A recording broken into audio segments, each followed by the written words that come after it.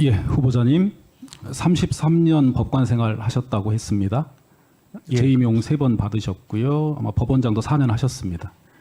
저도 법관으로 21년 일했고 재임용도 2번 받았습니다. 지원장으로 2년 경험이 있습니다. 그 경험을 비추면 지금까지 후보자께서 답변한 수많은 말들이 믿기 어렵다 하는 말씀을 먼저 드립니다. 방금 말씀드린 후보자 이력만으로는 후보자가 좋은 법관이라든가 좋은 사람이라는 증거는 전혀 아니라는 게 법관 생활 21년 한 제 의견입니다. 그리고 우리 국민은 대통령이나 국회의원에 대해서 많은 아쉬움을 지금 갖고 계세요. 그러면 적어도 대법원장은 국민들이 원하시는 정도의 수준 높은 분을 가질 권리가 있지 않을까요? 예. 대법원장에 대한 잣대가 대법관이나 법관에 대한 잣대가 다릅니다. 사법정의의 최고봉이시잖아요. 잣대가 다르지요. 어떻게 국회의원이나 장관들하고 잣대가 같을 수 있습니까? 잣대가 다릅니다. 그리고 대법원장 후보로 지명되셨는데 대통령의 일방적인 깜깜이 지명이거든요.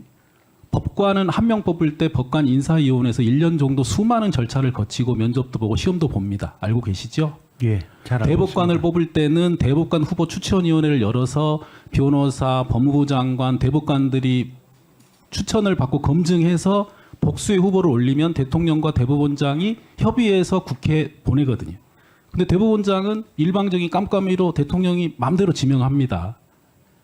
그러면 지금부터 후보자가 대통령이 지명한 대법원장으로 적임자임을 증명해야 됩니다. 제 의견은 어떻게 생각하십니까? 예, 그렇다고 생각합니다. 후보자가 대법원장으로 적임자라는 주장을 했어요. 근데 증명 책임이 후보자에게 있는 겁니다. 우리 법에서 재판에서 증명 책임이 있는 사람이 증명하지 못하면 그 불이익은 누가 받습니까? 증명 책임을 부담하는 자에게 돌아가게 되어 있습니다. 예, 후보자가 받으실 수 있습니다. 이틀 남았습니다. 최선을 다해서 국민들께 증명하셔야 됩니다. 감동을 주셔야지요. 이 엄혹한 정치 상황과 사법 상황에서 나는 전임자와 다르다. 그런데 전임자와 자꾸 비교하는 이런 질의에 대해서 답변을 회피하시거나 그걸로 넘어가시려고 하면 안 된다는 말씀을 먼저 드립니다. 제가 생각하는 대법원장의 덕목을 잠시 말씀드리고 앞으로 어떻게 이번 청구를 이끌어갈지 설명을 좀 드리겠습니다. 화면에 보이시나요? 예, 헌법에 따른 대법원장 덕목 10가지라고 제가 표현을 해봤습니다. 우리 헌법은 법관은 헌법과 법률에 의하여 그 양심에 따라 독립하여 심판한다고 되어 있습니다. 그래서 이거를 헌법과 법률에 의하여라고 하나를 나눠봤고요. 두 번째, 양심에 따라. 세 번째, 독립하여로 나눠봅니다. 헌법과 법률에 의하여 제일 먼저 인권이지요. 우리 헌법은 인간의 존엄을 최고 가치로 세고 있습니다. 그리고 자유권이 핵심입니다. 이 두 가지의 경우에 후보자가 충분히 재판 과정에서 이뤄냈는지를 밝혀야 됩니다. 두 번째, 법치입니다. 핵심은 국가 권력이 국민의 권리를 침해하지 않도록 통제하는 역할을 충실히 했느냐고 그 핵심은 검찰 권력의 통제지요. 압수수색과 구속영장에 대한 기각, 유무죄 판단에 대한 부분입니다. 끝으로는 책임지는 사법이 있습니다. 판사도 잘못했으면 책임을 져야지요. 33년 재판한 걸 다 잘하셨을 리가 없어요. 그렇지 않습니까? 그럼 그 과정에서 그 당사자와 변호사에게 어떤 책임을 졌는지 따져봐야 됩니다. 세 번째, 평등한 자유. 자유의 핵심은 평등한 자유에 있습니다. 남녀 간에 평등해야 되고 장애인과 비장애인, 노약자, 시민, 서민들 다 평등해야 되거든요. 그런 판결을 했는지 따져봐야 되겠지요. 양심에 따라 양심의 형성 과정에 대한 다양한 게 있습니다만 우선 가능한 게 재산 부분입니다. 불로소득 감수성이라는 부분이 있어요. 내가 불로소득을 취하면 노력소득으로 생계를 유지하는 수많은 서민들이 피해를 본다는 게 우리 사회의 크나큰 걱정입니다. 그런데 후보자가 불로소득을 취하는 과정이 있었는지 지금 드러나고 있어요. 세금 탈루 이런 의혹이 있는 것만으로도 곤란하다는 평가가 나옵니다. 자녀 부분이요. 부모의 세습, 후보자가 아빠 찬스는 안 썼다고 말씀하셨는데 후보자의 동생도 판사 하셨다가 변호사 하셨다가 다시 판사하고 계시죠? 그렇습니다. 후보자의 수많은 동창들 다 아빠 친구들 찬스를 썼을 가능성이 있다고 저는 추측합니다.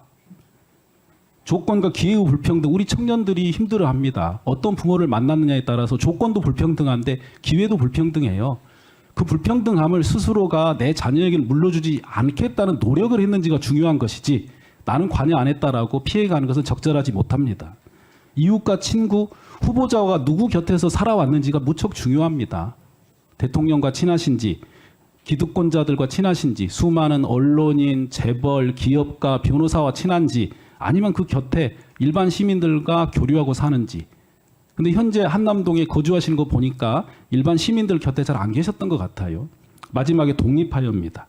사법부 독립을 위해서 수호의 의지가 있다고 말씀을 하시는데 후보자 33년 법관 경력 동안 사법부가 많은 위기가 있었습니다. 사법 파동이라는 게 2003년도와 2009년도에 있었고요. 사법농단이 2017년에 있었습니다. 그때 후보자가 사법수호, 헌법을 지키기 위해서 무슨 일을 했는가 봤더니 아무것도 없습니다. 말은 믿지 않죠. 공정한 재판 부분입니다. 재판의 핵심인데 변호사 평가에서 공정성의 의심을 받고 계세요. 아래 보십시오. 행정능력 부분인데요. 내부의 직원들 평가에서도 재판권에 관여했다는 부분에서 하위 점수를 받으셨습니다. 이게 독립하여 재판하겠다는 후보자의 말씀과는 배치됩니다. 또한 대법원장이라면 시대로부터도 독립해야 됩니다. 이게 무슨 말씀이냐면 우리나라에는 시기상조라는 말이 있어요. 소수자 인권 보호에 시기상조라는 말을 합니다. 그럴 때 법원에서 가장 먼저 판결로서 앞서가야 되거든요. 소수자 약자의 인권을 보호하기 위한. 그런데 아쉽게도 33년의 판결을 제출하라고 말씀드렸더니 그런 판결이 보이지가 않습니다. 이 10가지를 후보자가 다 충족하시라는 말씀은 아닙니다. 그렇지만 판사가 80점이라면 대법관은 85점, 대법원은 90점은 돼야겠지요. 10가지 중에 9가지는 해당이 하시거나 아니면 적어도 각 항목에 90점은 넘으셔야 됩니다.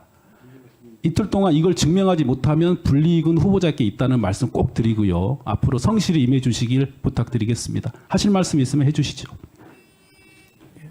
그래도 제가 인사 말씀에서 말씀드렸다시피 투렛 증후군 사건은 당시 시행령에도 장애인으로 등록될 수 없는 것을 제가 헌법 이론을 끌고 들어와 가지고 처음으로 장애인으로 인정해 줘야 된다고 1심 결론을 뒤집었는데 대법원에서 확정되었고 그 후 장애인 복지법 자체가 제가 판결한 대로 개정되면서 들어갔습니다. 나름대로 저는 최선을 다했습니다마는 뭐 평가에서 저에 대한 부정적인 평가에 대해서는 겸허하게 수용하겠습니다. 그러나 저는 나름대로 외국에서 배운 법률 지식을 다 총동원하고 그동안 법조 선배들로부터 배운 모든 지식을 총동원해가지고 어려운 사람을 도와주고 소수자를 배려하는 판결을 하려고 나름대로 최선을 다해왔습니다.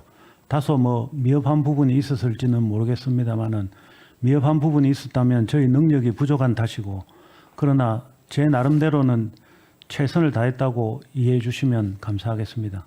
예, 수고하셨습니다.